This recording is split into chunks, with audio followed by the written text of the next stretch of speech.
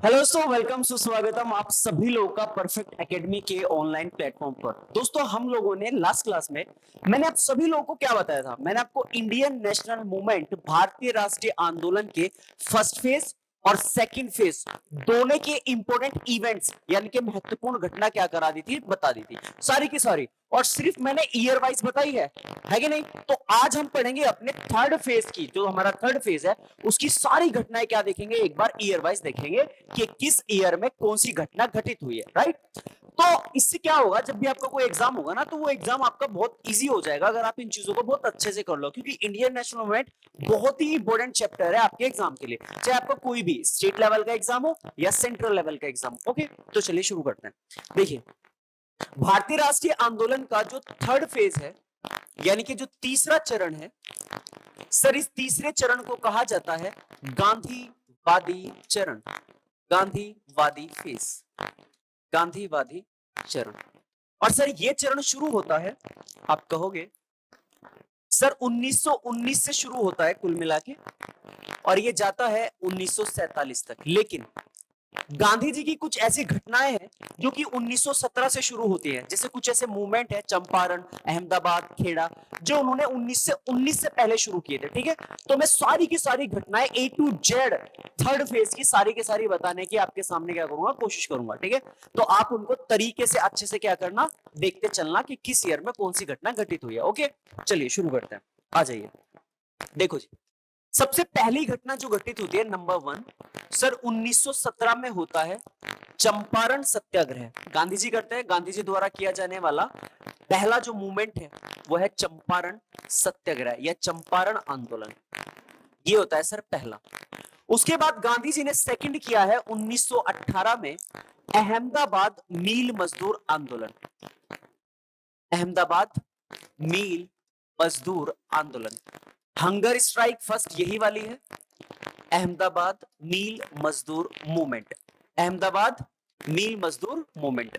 उसके बाद गांधी जी ने 1918 में ही किया है खेड़ा सत्याग्रह, खेड़ा सत्याग्रह, खेड़ा सत्याग्रह कब किया, 1918 में। उसके बाद नेक्स्ट घटना सर घटित होती है 1919 में। 1919 में सबसे पहले आता है रोलेट एक्ट, रोलेट एक्ट।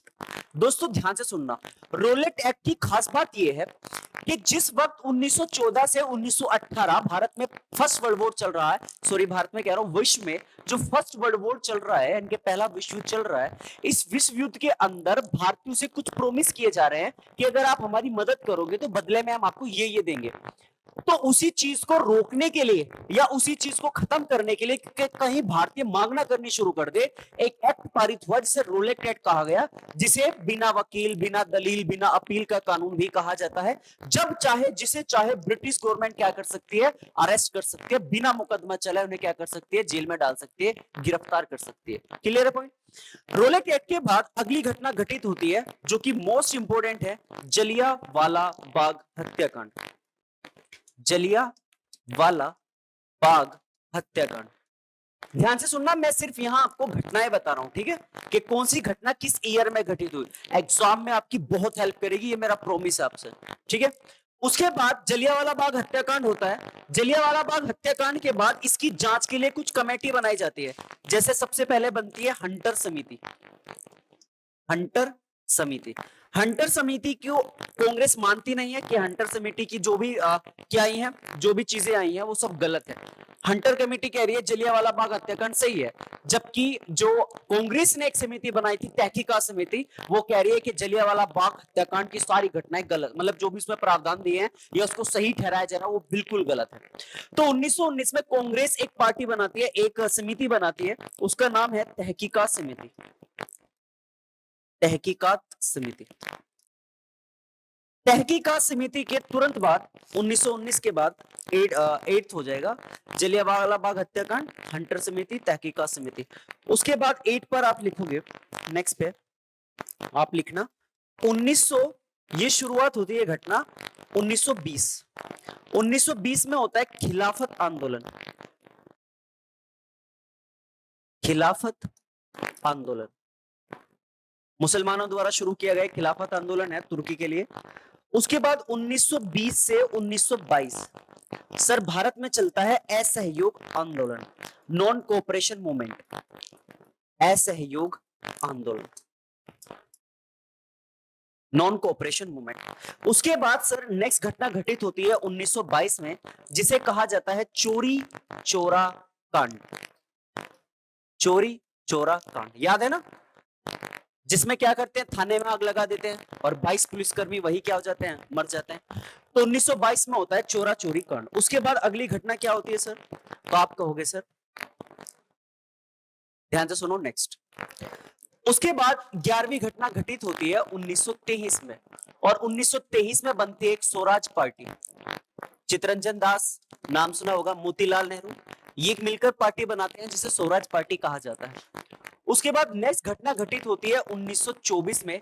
दरअसल असहयोग आंदोलन में गांधी जी को गिरफ्तार किया गया था, जिन्हें बाद में 1924 में छोड़ा गया, और इसे गांधी दास पैक्ट कहा जाता है, गांधी दास पैक्ट इसका नाम रखा गया। उसके बाद सर नेक्स्ट घटना घटित होती है 1925 में। हम सभी को पता है काकोरी कांड, जिसे काकोरी ट्रेन एक्सीडेंट भी कहा जाता है, काकोरी कांड, काकोरी कांड होता है जिसमें ट्रेन वगैरह लूटी जाती है, राम प्रसाद बिस्मिल नाम सुना होगा।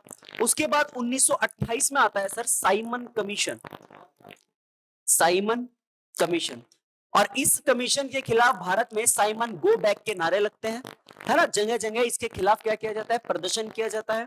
और एक आपने नाम सुना होगा लाला लाजपत राय, उनकी डेथ का कारण भी साइमन कमीशन के खिलाफ विरोध करना ही है, लाहौर की तरफ से जब कर रहे थे। सर उसके बाद 1928 में ही आती है नेहरू रिपोर्ट। कौन सी रिपोर्ट, नेहरू रिपोर्ट।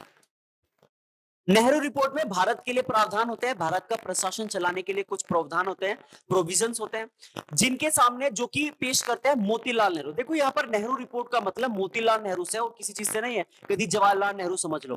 भारत का प्रशासन चलाने के लिए नेहरू रिपोर्ट तैयार की गई थी, क्योंकि बर्कनहेड ने चैलेंज किया था नेहरू जी को। और उसके बाद याद रखना, नेहरू रिपोर्ट में चूंकि भारत का प्रशासन चलाने के प्रावधान थे, इसलिए आप कह सकते हो कि जो हमारा ब्लूप्रिंट ऑफ इंडियन कॉन्स्टिट्यूशन है वो नेहरू रिपोर्ट ही है। और first return demand of fundamental rights, इनके मौलिक अधिकारों की पहली लिखित मांग भी नेहरू रिपोर्ट के माध्यम से ही की गई थी। डन।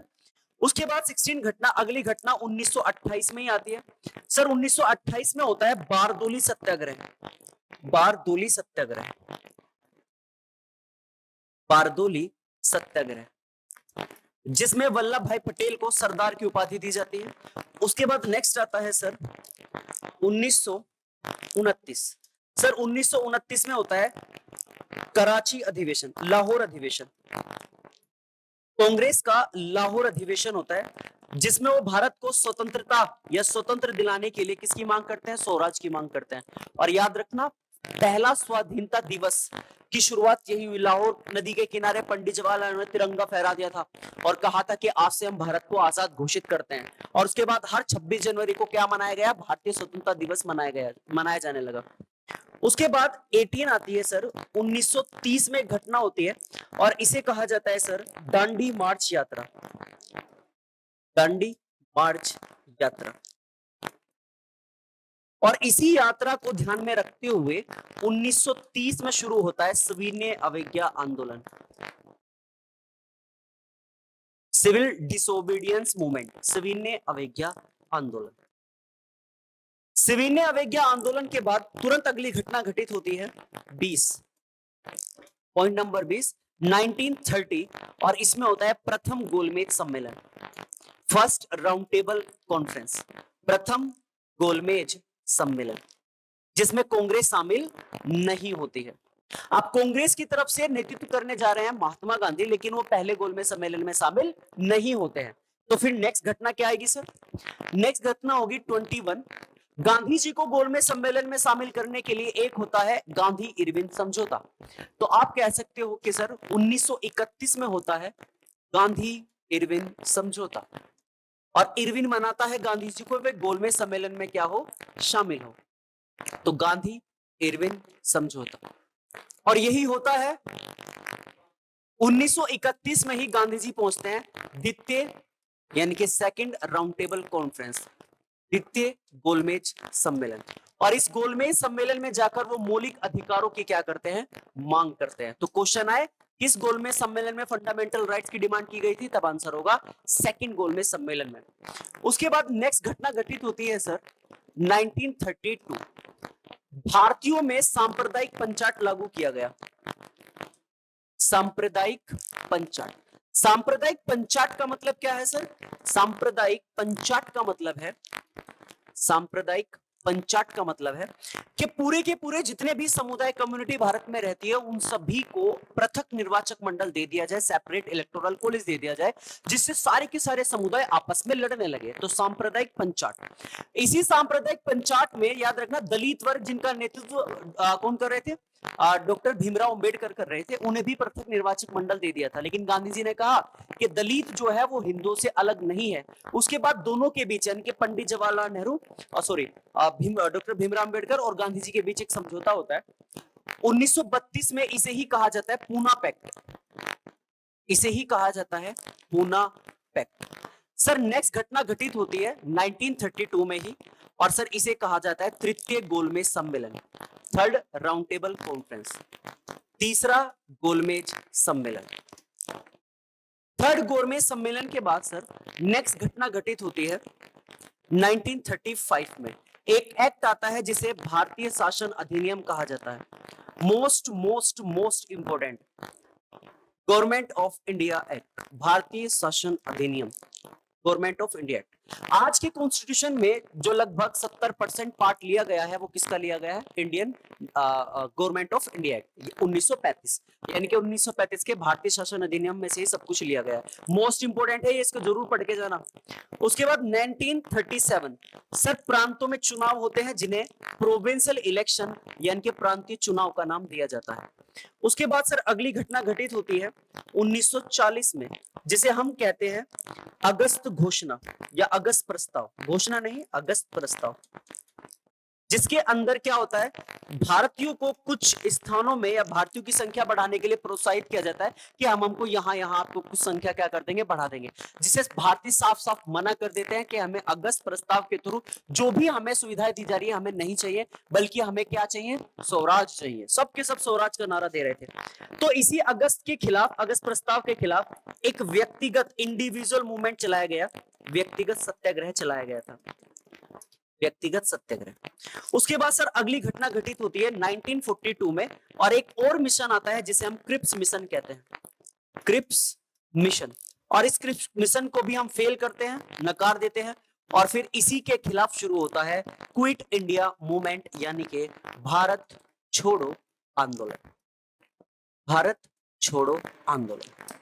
उसके बाद सर जब भारत छोड़ो आंदोलन होता है उसके बाद अगली घटना क्या होती है 32 सर, इसके बाद 1944 में एक सीआर फॉर्मूला आता है, सीआर फॉर्मूला इंपोर्टेंट है, जरूर पढ़ना, पढ़ के जरूर जाना। ये श्री राजगोपालाचारी फॉर्मूला, यानी कि कांग्रेस और मुस्लिम लीग को एक साथ लाना चाह रही थी बस।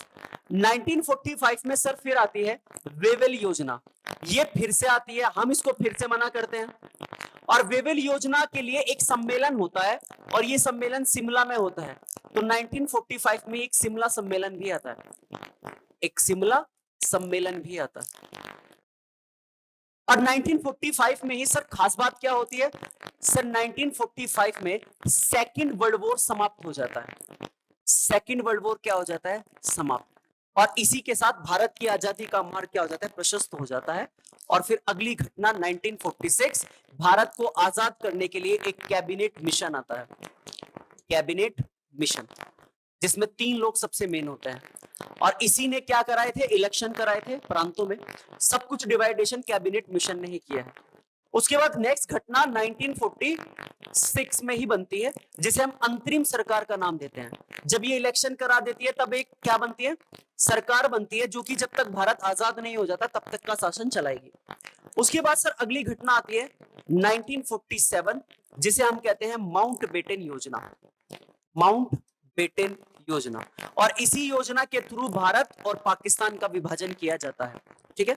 उसके बाद नेक्स्ट घटना आती है सर 1947 ही भारतीय स्वतंत्रता अधिनियम, भारतीय स्वतंत्रता अधिनियम, 1947, जिसके तहत भारत क्या हो जाता है सर, आजाद हो जाता है। क्लियर है। और उसके बाद आप सभी को पता है 1964, जिसमें पंडित जी की क्या हो जाती है, मृत्यु हो जाती है। पंडित जवाहरलाल नेहरू जी की क्या हो जाती है, डेथ। पंडित जवाहरलाल नेहरू, इनकी क्या हो जाती है, डेथ। और इसी के साथ आपकी हिस्ट्री क्या हो जाती है, खत्म हो जाती है, इंडियन नेशनल मूवमेंट्स खत्म हो जाते हैं। तो दोस्तों जो मैंने अभी आपको बताया, ये सारे के सारे भारतीय राष्ट्रीय आंदोलन के थर्ड फेज की सारी घटनाएं हैं जो मैंने आपको बताई। लगभग 40 समथिंग है, इतनी ही होगी। अगर सारी की छोटी छोटी चीजों को भी ऐड कर दिया जाए तो सारी की सारी मिलाकर यही होंगे। तो आपको करना यह है कि इन सभी घटनाओं को ईयर वाइज याद करना है। आई एम डैम श्योर कि आपके फ्यूचर में ये बहुत काम करेगी। ठीक है। तो आई होप आपको क्लास अच्छी लगी होगी और आपको समझ में आया होगा जो मैंने बताया, जरूरी है। ठीक है। तो मिलेंगे अगली क्लास में। Take care, tata, bye bye.